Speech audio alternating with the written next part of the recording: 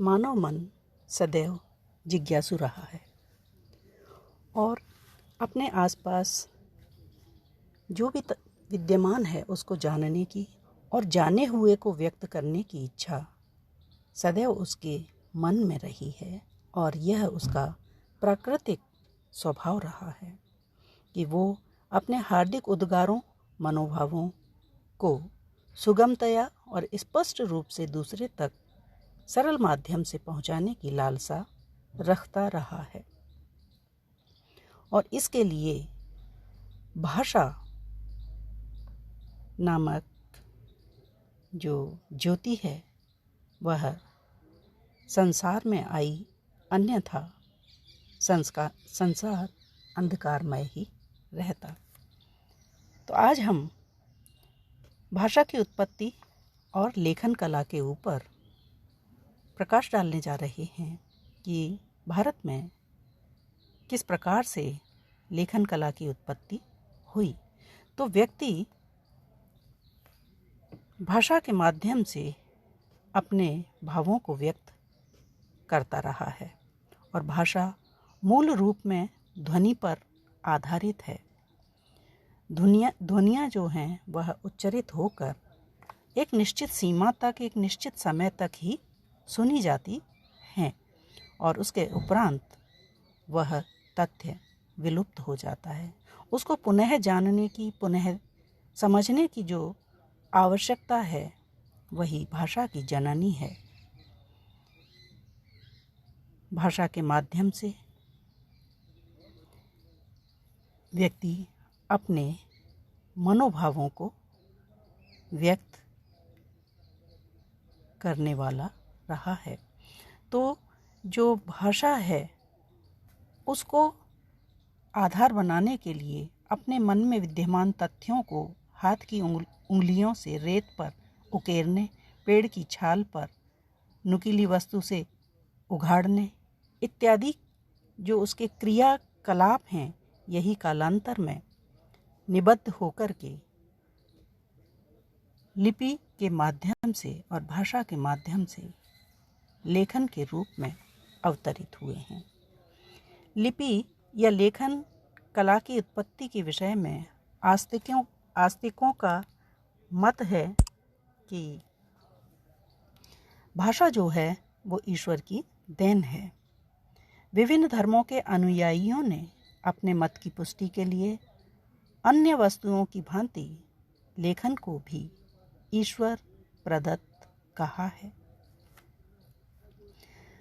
लेकिन भाषा ईश्वरीय देन नहीं है, वैसे ही लिपि भी ईश्वरीय देन नहीं है। मनुष्य ने अपनी आवश्यकता अनुसार स्वयं ने ही लिपि को जन्म दिया है। प्रारंभ में जादू टोनों के लिए रेखाएं खींची गईं या धार्मिक दृष्टि से किसी देवता का प्रतीक या चित्र अंकित किया गया।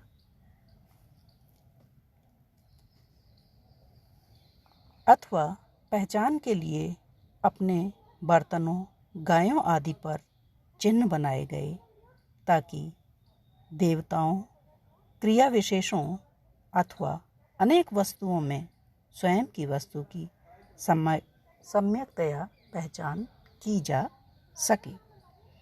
मानव ने सुंदरता के लिए कंदराओं की दीवारों पर आसपास के जीव जंतुओं एवं वनस्पतियों को देखकर जो टेढ़े मेढ़े चित्र बनाए, स्मरण के लिए किसी रस्सी या पेड़ की छाल आदि में गांठें लगाईं, इन सभी साधनों का प्रयोग उसने अपने विचारों की अभिव्यक्ति के लिए किया और यह प्रक्रिया धीरे धीरे लिपि रूप में परिणत होती चली गई। आज तक लिपि के विषय में जो प्राचीनतम सामग्री उपलब्ध है, उस आधार पर कहा जा सकता है कि 4000 ईसा पूर्व के मध्य तक लेखन की किसी भी व्यवस्थित पद्धति का कहीं भी विकास नहीं हुआ था और इस प्रकार के प्राचीनतम अभिलेख 10,000 ईसा पूर्व से भी कुछ पूर्व के प्राप्त होते हैं। इस प्रकार मोटे तौर पर 10,000 ईसा पूर्व से 4,000 ईसा पूर्व के मध्य में धीरे धीरे लिपि का विकास हुआ होगा। सर्वप्रथम चित्र रूप में भाषा को निबद्ध किया गया और वह चित्रलिपि कहलाई। लिपि का यह आदिम रूप था। इस लिपि से सूत्र लिपि का जन्म हुआ। सूत्र लिपि में विभिन्न सूत्रों, धागों के रंगों से ध्वनियों की गणना की जाती थी और मंतव्य माने जाते थे। तो इस प्रकार से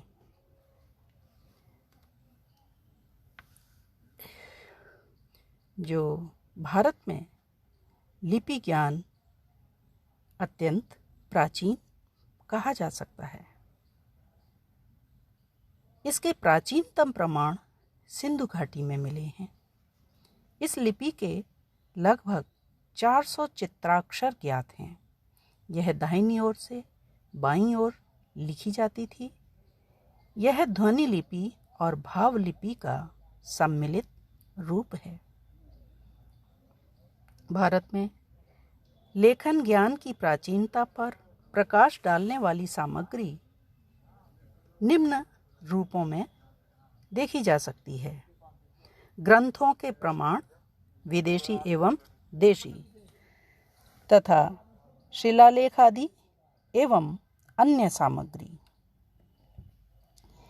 एरियन नामक विद्वान ने अपनी पुस्तक इंडिका में सिकंदर के सेनापति निर्याकस द्वारा लिखित भारत वृत्तांत को संक्षेप में दिया है। इससे स्पष्ट है यहाँ लिखने के लिए कागज बनाया जाता था। मेगास्थनीज ने इंडिका में भारत में सड़कों पर मील के पत्थर गाड़े जाने एवं हस्तलिखित कुंडलियों का भी उल्लेख किया है। चीनी यात्री वेनसांग ने भारत में लिपि ज्ञान के अत्यंत प्राचीन काल में होने का उल्लेख किया है। प्रसिद्ध चीनी विश्वकोश फा वान शू लिन में ब्राह्मी लिपि को ब्रह्म से उत्पन्न माना है। देशी ग्रंथ बौद्ध ग्रंथ सुत्तत अर्थात सूत्रांत 6ठी सदी ईसा पूर्व में अक्षरिका लेख का उल्लेख है, जिसमें आकाश में या पीठ पर अक्षर लिखे जाते थे। विनय पटिक 400 ईसा पूर्व में लेखन कला की प्रशंसा की गई है। जातकों में अनेक नियमों को सुवर्ण पत्रों पर खुदवाने एवं व्यक्तिगत तथा सरकारी पत्र लिखने और ऋण लेने पर ऋणार्पण लिखे जाने के रूप में लेखन कला का उल्लेख प्राप्त होता है। शिलालेखों के विषय में जब हम बात करते हैं तो भारत में लेखन कला प्राचीन होने पर भी पुराने लेख आदि नहीं मिलते। इसका मुख्य कारण यह रहा है कि लोग पत्ते, कागज, भोजपत्र आदि पर लिखा करते थे और ये वस्तुएं सड़ गल गईं, अतः पुराने लेख केवल पत्थरों पर ही मिलते हैं। प्राचीनतम शिलालेख अजमेर राजस्थान जिले के बड़ली ग्राम तथा नेपाल के पिपरावा में मिलते हैं, जो 483 ईसा पूर्व के हैं।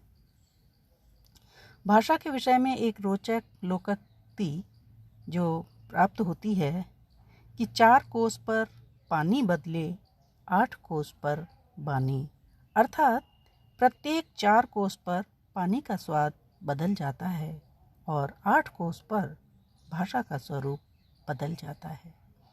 जिस प्रकार यह परिभाषा भाषा पर लागू होती है, उसी प्रकार लिपि पर भी यही बात चरितार्थ होती है।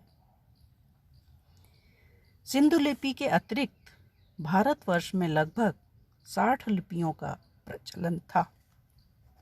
इनमें कुछ लिपियां कल्पना के आधार पर थीं, किंतु अन्य सभी लिपियों में ग्रंथ रचना अवश्य हुई होगी। इनमें एक लिपि है खरोष्ठी लिपि। इस लिपि के प्राचीनतम अभिलेख शाहबाजगढ़ी और मनसेरा में मिले हैं। इसकी प्राप्त सामग्री 4वीं सदी ईसा पूर्व से 3री सदी ईसा पूर्व है। चीनी विश्वकोश के अनुसार किसी खरोष्ठ नामक व्यक्ति द्वारा निर्मित यह लिपि खरोष्ठी लिपि कहलाई। कुछ विद्वानों के अनुसार यह खरोष्ठ नामक सीमा प्रांत में अर्ध सभ्य लोगों में प्रचलित होने के कारण खरोष्ठी कहलाई। इस लिपि का केंद्र कभी मध्य एशिया का प्रांत काशगर था और खरोष्ठ काशगर का ही संस्कृत रूप है। गधे की खाल पर लिखी जाने से इसे ईरानी में खरपोस्त कहते थे। उसी का अपभ्रंश रूप खरोष्ठ है। एक अन्य विद्वान के अनुसार गधे की खाल पर लिखी जाने के कारण खरपृष्ठी और फिर खरोष्ठी कहलाई। डॉक्टर राजवली पांडे के अनुसार इस लिपि के अधिकांश अक्षर गधे के ओष्ठ की तरह टेढ़े मेढ़े बेढंगे थे, अतः इसका यही नामकरण हुआ। और यह लिपि बहुत वैज्ञानिक या पूर्ण लिपि नहीं कही जा सकती। यह एक काम चलाऊ लिपि थी। ब्राह्मी लिपि प्राचीन काल में भारत की सर्वश्रेष्ठ लिपि रही है। इसका काल 5वीं सदी ईसा पूर्व से 350 ईसा पूर्व तक माना जाता है। आर्य ब्राह्मी लिपि में ही लेखन कार्य करते थे। धार्मिक भावना के अनुसार ईश्वर विश्व के अन्य पदार्थों की भांति यह भी ब्रह्मा से निर्मित है, अतः ब्राह्मी कहलाती है।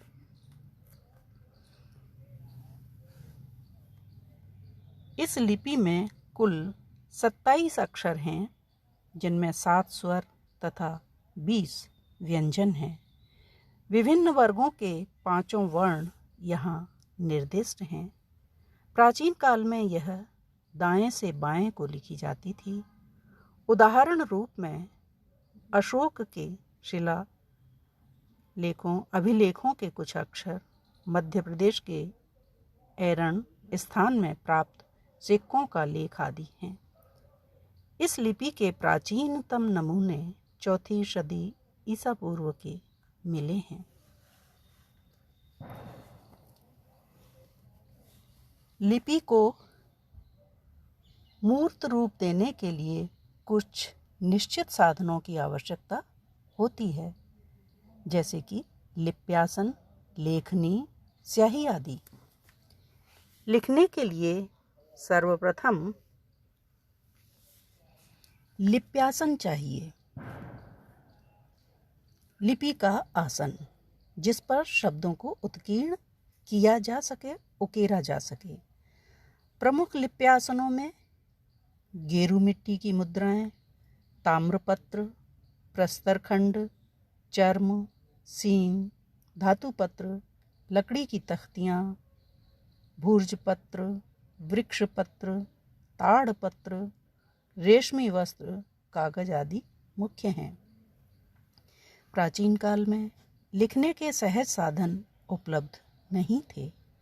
वैदिक साहित्य को श्रुति कहने का यही कारण है कि उन्हें लिपि के रूप में सुरक्षित रखने के लिए साधन विद्यमान नहीं थे। सिंधु लिपि के संकेताक्षर गेरू मिट्टी की बनी मुद्राओं और प्रस्तर खंडों पर उत्कीर्ण रूप में प्राप्त होते हैं। मौर्यकालीन साहित्य विशेषतः धातु पत्रों, शिलालेखों व भोजपत्रों पर लिखा हुआ उपलब्ध होता है। धातु पत्रों में स्वर्ण पत्र, रजत पत्र एवं ताम्र पत्र आदि मुख्य हैं।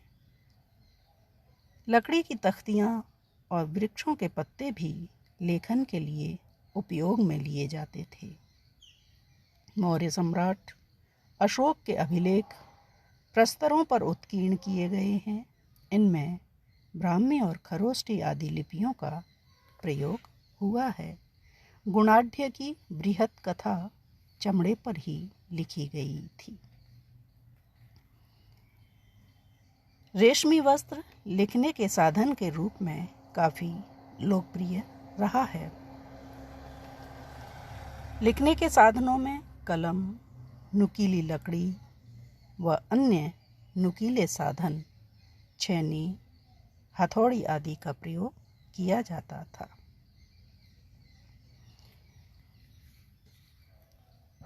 ईसा के पश्चात वर्च वृक्ष की लकड़ी की कलम से भोजपत्र एवं ताड़पत्रों पर लेख लिखे जाने के उदाहरण मिलते हैं। वृक्षों की टहनी को काट छाँट कर कलम तैयार की जाती थी। बाँस की कलम भी तैयार की जाती थी। शिलालेखों व प्रस्तर खंडों पर छेनी आदि से शब्दों को उत्कीर्ण किया जाता था। लिखने के लिए पेंसिल, सिंदूर, धातुराग, गेरू आदि एवं स्याही का प्रयोग हुआ करता था। तो इस प्रकार से हम इस विवेचन के उपरांत इस निष्कर्ष पर पहुंचते हैं कि भारत में भाषा, लिपि और लेखन ये अत्यंत प्राचीन काल में आविर्भूत हो चुका था। हम इस कला से बहुत ही भलीभांति परिचित हो चुके थे।